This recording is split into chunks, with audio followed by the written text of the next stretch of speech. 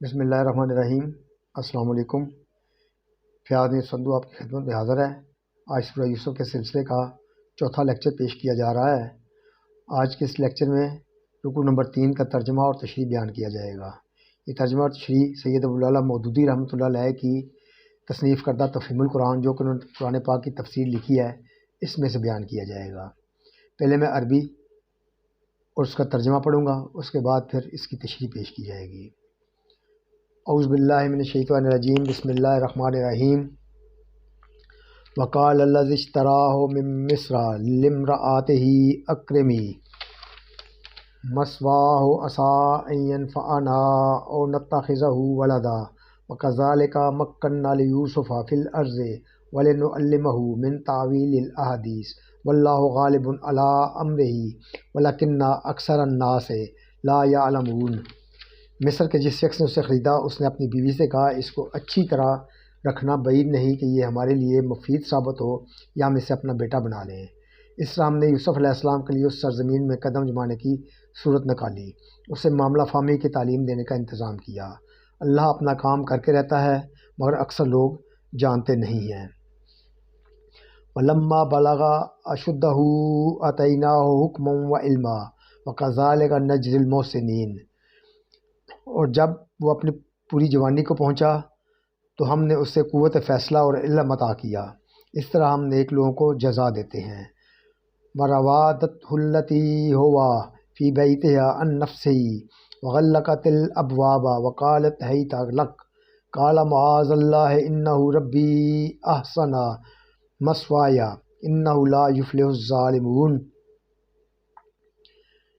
جس عورت کے گھر میں وہ تھا، وہ اس پر ڈورے ڈالنے لگی اور ایک روز دروازہ بند کر کے بولی، آ جا۔ یوسف علیہ السلام نے کہا، خدا کی پناہ، میرے رب نے تو مجھے اچھی منزلت بخشی، ایسے ظالم کبھی فلاح نہیں پایا کرتے۔ یعنی کہ اگر میں یہ کام کروں تو ایسے ظالم کبھی فلاح نہیں پایا کرتے۔ وَلَقَدْ هَمَّتْ بِهِ وَهَمَّ بِهَا لَوْلَا أَن رَّأَىٰ بُرْهَانَ رَبِّهِ كَذَٰلِكَ لِنَصْرِفَ عنہ السوء والفحشاء انہ من عبادنا المخلصین۔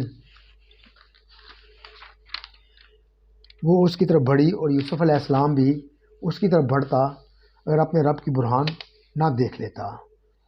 ایسا ہوا تاکہ ہم اس سے بدی اور بے حیائی کو دور کر دیں، در حقیقت ہمارے چنے ہوئے بندوں میں سے تھا۔ وَاسْتَبَقَ الْبَابَ وَقَدَّتْ قَمِيصَهُ مِن دُبُرٍ وَأَلْفَ يَا سَيِّدَهَا لَدَى الْبَابِ قَالَتْ مَا جَزَاءُ مَنْ أَرَادَ بِأَهْلِكَ سُوءًا إِلَّا أَنْ يُسْجَنَ أَوْ عَذَابٌ أَلِيمٌ۔ آخر کار یوسف علیہ السلام اور وہ آگے پیچھے دروازے کی طرف بھاگے۔ اس نے پیچھے سے یوسف علیہ السلام کا قمیص پھاڑ دیا، یعنی کھینچ کر قمیص پھاڑ دیا۔ دروازے پر دونوں نے اس کے شوہر کو موجود پایا۔ اسے دیکھتے ہی عورت کہنے لگی، کیا سزا ہے اس شخص کی جو تیری گھر والی پر نیت خراب کرے؟ اس کے سوا اور کیا سزا ہو سکتی ہے کہ وہ قید کیا جائے یا اسے عذاب دیا جائے؟ قال ہی راودتنی عن نفسی وشہد شاہد من اہلہا ان کان قمیصہ قد من قبل فصدقت وہو من الکاذبین۔ یوسف علیہ السلام نے کہا، یہی مجھے پھانسنے کی کوشش کر رہی تھی۔ اس عورت کے اپنے کنبہ والوں میں سے ایک شخص نے شہادت پیش کی، یعنی قرینے کی شہادت پیش کی کہ اگر یوسف علیہ السلام کا قمیص آگے سے پھٹا ہو تو عورت سچی ہے اور یہ جھوٹا۔ وَإِن كَانَ قَمِيصُهُ قُدَّ مِن دُبُرٍ فَكَذَبَتْ وَهُوَ مِنَ الصَّادِقِينَ۔ اور اگر اس کا قمیص پیچھے سے پھٹا ہو تو عورت جھوٹی ہے اور یہ سچا۔ فَلَمَّا رَأَىٰ قَمِيصَهُ قُدَّ مِن دُبُرٍ قَالَ إِنَّهُ مِن كَيْدِكُنَّ إِنَّ كَيْدَكُنَّ عَظِيمٌ۔ جب شوہر نے دیکھا کہ یوسف علیہ السلام کا قمیص پیچھے سے پھٹا ہے تو اس نے کہا، یہ تم عورتوں کی چالاکیاں ہیں، واقعی بڑے غضب کی ہوتی ہیں تمہاری چالیں۔ یوسف اعرض عن ھذا واستغفری لذنبک انک کنت من الخاطئین۔ یوسف اس معاملے میں درگزر کر، اور اے عورت تو اپنے قصور کی معافی مانگ، تو ہی اصل میں خطا کار تھی۔ صدق اللہ العظیم۔ اب اس کی تشریح پیش کرتا ہوں۔ مصر کے جس شخص نے اسے خریدا اس نے اپنی بیوی سے کہا، بائبل میں اس شخص کا نام فوتیفار لکھا ہے۔ قرآن مجید آگے چل کے اسے عزیز کے لقب سے یاد کرتا ہے۔ پھر ایک دوسرے موقع پر یہی لقب حضرت یوسف علیہ السلام کے لیے بھی استعمال کرتا ہے۔ اس سے معلوم ہوتا ہے کہ یہ شخص مصر میں کوئی بڑا عہدیدار یا صاحب منصب تھا، کیونکہ عزیز کے معنی ایسے با اقتدار شخص کے ہیں جس کی مزاحمت نہ کی جا سکتی ہو۔ بائبل اور تلمود کا بیان ہے کہ وہ شاہی جلوہ داروں یعنی باڈی گارڈز کا افسر تھا۔ حضرت عبداللہ بن عباس روایت کرتے ہیں کہ وہ شاہی خزانے کا افسر تھا۔ تلمود میں اس عورت کا نام زلیخا لکھا ہے۔ یہی سے یہ نام مسلمانوں کی روایات میں مشہور ہوا ہے، مگر جو ہمارے ہاں عام شہرت ہے کہ بعد میں اس عورت سے حضرت یوسف علیہ السلام کا نکاح ہوا، اس کی کوئی اصل نہیں ہے، نہ قرآن میں نہ اسرائیلی تاریخ میں۔ حقیقت یہ ہے کہ ایک نبی کے مرتبے سے یہ بات بہت فروتر یعنی کم تر ہے کہ وہ کسی ایسی عورت سے نکاح کرے جس کی بدجلنی کا اس کو ذاتی تجربہ ہو چکا ہو۔ قرآن مجید میں یہ قاعدہ کلیہ ہمیں بتایا گیا ہے، الخبیثات للخبیثین والخبیثون للخبیثات والطیبات للطیبین والطیبون للطیبات۔ بری عورتیں برے مردوں کے لیے ہیں اور برے مرد بری عورتوں کے لیے، اور پاک عورتیں پاک مردوں کے لیے ہیں اور پاک مرد پاک عورتوں کے لیے۔ مثل کہ جس شخص نے اسے خریدا اس نے اپنی بیوی سے کہا، اس کو اچھی طرح رکھنا بعید نہیں کہ یہ ہمارے لیے مفید ثابت ہو یا ہم اسے اپنا بیٹا بنا لیں۔ تلمود کا بیان ہے کہ اس وقت حضرت یوسف علیہ السلام کی عمر 18 سال کی تھی اور فوتیفار ان کی شاندار شخصیت کو دیکھ کر ہی سمجھ گیا تھا کہ یہ لڑکا غلام نہیں ہے بلکہ کسی شریف خاندان کا چشم و چراغ ہے جسے حالات کی گردش یہاں کھینچ لائی ہے۔ چنانچہ جب وہ اسے خرید رہا تھا اسی وقت اس نے سوداگروں سے کہہ دیا کہ یہ غلام تو نہیں معلوم ہوتا، مجھے شبہ ہوتا ہے کہ شاید تم اسے کہیں سے چرا لائے ہو۔ اسی بنا پر فوتیفار نے ان سے غلاموں کا ایسا برتاؤ نہیں کیا بلکہ انہیں اپنے گھر اور اپنے کل املاک کا مختار بنا دیا۔ بائبل کا بیان ہے کہ اس نے اپنا سب کچھ یوسف علیہ السلام کے ہاتھ میں چھوڑ دیا اور سوار روٹی کے جسے وہ کھا لیتا تھا، اسے اپنی کسی چیز کا ہوش نہ تھا۔ اس سب نے یوسف علیہ السلام کے لیے اس سرزمین میں قدم جمانے کی صورت نکالی، اسے معاملہ فہمی کی تعلیم دینے کا انتظام کیا۔ حضرت یوسف علیہ السلام کی تربیت اس وقت صحرا میں نیم خانہ بدوشی اور غلہ بانی کے ماحول میں ہوئی تھی۔ کنعان اور شمالی عرب کے علاقے میں اس وقت نہ کوئی منظم ریاست تھی اور نہ تمدن و تہذیب نے کوئی بڑی ترقی کی تھی۔ کچھ آزاد قبائل تھے جو وقتاً فوقتاً ہجرت کرتے رہتے تھے اور بعض قبائل نے مختلف علاقوں میں مستقل رہائش اختیار کر کے چھوٹی چھوٹی ریاستیں بھی بنا لی تھیں۔ یہاں حضرت یوسف علیہ السلام کو یہ جو تعلیم و تربیت ملی تھی اس میں بدویانہ زندگی کے محاسن یعنی کہ ان کی خوبیاں اور اچھائیاں اور خانوادہ ابراہیمی کی خدا پرستی اور دینداری یعنی حضرت ابراہیم علیہ السلام کے نسب خاندان کی خدا پرستی اور دینداری کے عناصر تو ضرور شامل تھے، مگر اللہ تعالیٰ اس وقت کے سب سے زیادہ متمدن اور ترقی یافتہ ملک یعنی مصر میں ان سے جو کام لینا چاہتا تھا اور اس کے لیے جس واقفیت، جس تجربے اور جس بصیرت کی ضرورت تھی، اس کے نشو و نما کا کوئی موقع بدوی زندگی میں نہ تھا۔ اس لیے اللہ تعالیٰ نے اپنی قدرت کاملہ سے یہ انتظام فرمایا کہ انہیں سلطنت مصر کے ایک بڑے عہدیدار کے ہاں پہنچا دیا جائے، اور اس نے ان کی غیر معمولی صلاحیتوں کو دیکھ کر انہیں اپنے گھر اور اپنی جاگیردار کا مختار کل بنا دیا۔ اس طرح یہ موقع پیدا ہو گیا کہ ان کی وہ تمام قابلیتیں پوری طرح نشو و نما پا سکیں جو اب تک بروئے کار نہیں آئی تھیں، اور انہیں ایک چھوٹی جاگیر کے انتظام سے وہ تجربہ حاصل ہو جائے جو آئندہ ایک بڑی سلطنت کا نظم و نسق چلانے کے لیے درکار تھا۔ اسی مضمون کی طرف اس آیت میں اشارہ فرمایا گیا ہے۔ اللہ اپنا کام کر کے رہتا ہے مگر اکثر لوگ جانتے نہیں ہیں، اور جب وہ اپنی پوری جوانی کو پہنچا تو ہم نے اسے قوت فیصلہ اور علم عطا کیا، اس طرح ہم نیک لوگوں کو جزا دیتے ہیں۔ قرآن کی زبان میں ان الفاظ سے مراد بالعموم نبوت عطا کرنا ہوتا ہے۔ حکم کے معنی قوت فیصلہ کے بھی ہیں اور اقتدار کے بھی۔ پس اللہ کی طرف سے کسی بندے کو حکم عطا کیے جانے کا مطلب یہ ہوا کہ اللہ تعالیٰ نے اسے انسانی زندگی کے معاملات میں فیصلہ کرنے کی اہلیت بھی عطا کی اور اختیارات بھی تفویض فرمائے۔ رہا علم تو اس سے مراد وہ خاص علم حقیقت ہے جو انبیاء کو وحی کے ذریعہ سے براہ راست دیا جاتا ہے۔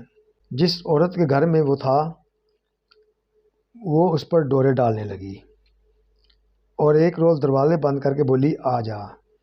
یوسف علیہ السلام نے کہا خدا کی پناہ، میرے رب نے تو مجھے اچھی منزلت بخشی، ایسے ظالم کبھی فلاح نہیں پایا کرتے، یعنی کہ اگر میں ایسا کام کروں تو ایسے ظالم کبھی فلاح نہیں پایا کرتے۔ عام طور پر مفسرین اور مترجموں نے، ترجمہ کرنے والوں نے یہ سمجھا ہے کہ یہاں میرے رب کا لفظ حضرت یوسف علیہ السلام نے اس شخص کے لیے استعمال کیا ہے جس کی ملازمت میں وہ اس وقت تھے۔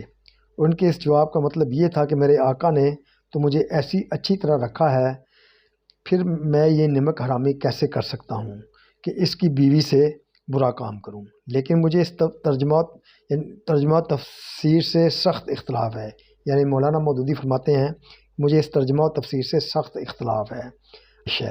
اگرچہ عربی زبان کے اعتبار سے یہ مفہوم لینے کی بھی گنجائش ہے، کیونکہ عربی میں لفظ رب آقا کے معنی میں استعمال ہوتا ہے، لیکن یہ بات ایک نبی کی شان سے بہت گھری ہوئی ہے کہ وہ ایک گناہ سے باز رہنے میں اللہ تعالیٰ کے بجائے کسی بندے کا لحاظ کرے، اور قرآن میں اس کی کوئی نظیر بھی موجود نہیں ہے کہ کسی نبی نے خدا کے سوا کسی اور کو اپنا رب کہا ہو۔ آگے چل کر آیات 41، 42 اور 50 میں ہم دیکھتے ہیں سیدنا یوسف علیہ السلام اپنے اور مصریوں کے مسلک کا یہ فرق بار بار واضح فرماتے ہیں کہ ان کا رب تو اللہ ہے اور مصریوں نے بندوں کو اپنا رب بنا رکھا ہے۔ پھر جب آیت کے الفاظ میں یہ مطلب لینے کی بھی گنجائش موجود ہے کہ حضرت یوسف علیہ السلام نے ربی کہہ کر اللہ کی ذات مراد لی ہو، تو کیا وجہ ہے کہ ہم ایسے معنی کو اختیار کریں جس میں صریحاً قباحت کا پہلو نکلتا ہے؟ اور یوسف علیہ السلام بھی اس کی طرف بڑھتا اگر اپنے رب کی برہان نہ دیکھ لیتا۔ برہان کے معنی ہیں دلیل اور حجت کے۔ رب کی برہان سے مراد خدا کی سمجھائی وہ دلیل ہے جس کی بنا پر حضرت یوسف علیہ السلام کے ضمیر نے ان کے نفس کو اس بات کا قائل کیا کہ اس عورت کی دعوت قبول کرنا تجھے زیبا نہیں ہے۔ اور وہ دلیل تھی کیا؟ پچھلے فقرے میں بیان کیا جا چکا ہے، یعنی یہ کہ میرے رب نے مجھے یہ منزلت بخشی اور میں ایسا برا کام کروں، ایسے ظالم کبھی فلاح نہیں پایا کرتے، یعنی ایسے ظالموں کو کبھی فلاح نصیب نہیں ہوا کرتی۔ یہی وہ برہان حق تھی جس نے سیدنا یوسف علیہ السلام کو اس نوخیز جوانی کے عالم میں ایسے نازک موقع پر معصیت یعنی گناہ سے باز رکھا۔ پھر یہ جو فرمایا کہ یوسف علیہ السلام بھی اس کے طرف بڑھتا اگر اپنے رب کی برہان نہ دیکھ لیتا، تو اس سے عصمت انبیاء کی حقیقت پر بھی پوری روشنی پڑ جاتی ہے۔